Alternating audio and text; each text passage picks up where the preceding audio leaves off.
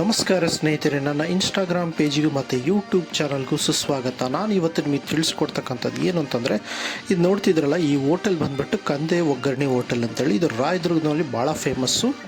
So ಇದು ಎದಕ್ಕೆ famous ಅಂತಂದರೆ, ಇಲ್ಲಿ ಒಗ್ಗರಣೆ ಮಿರ್ಚಿ ಬಜ್ಜಿ ಭಾಳ ಚೆನ್ನಾಗಿ ಟೇಸ್ಟಾಗಿ ಸಿಗುತ್ತೆ ಅಂತೇಳಿ ನಾನು ಕೇಳಿದ್ದೀನಿ. ಸೊ ಹಂಗಾಗಿ ಇಲ್ಲಿಗೆ ಬಂದಿದ್ದೀನಿ.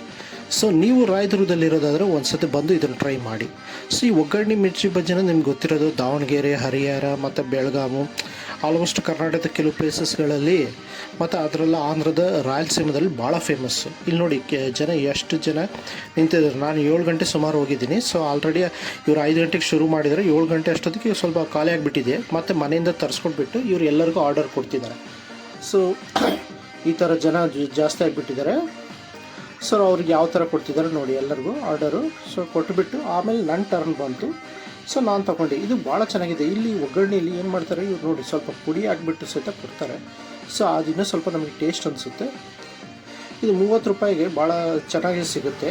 ಇಲ್ಲಿ ಭಾಳ ಜನ ಈವ್ನಿಂಗ್ ಆಯಿತು ಅಂದರೆ ಸಾಕು, ಈ ಹೋಟೆಲಲ್ಲಿ ಯಾವಾಗಲೂ ಬ್ಯುಸಿಯಾಗಿರುತ್ತೆ.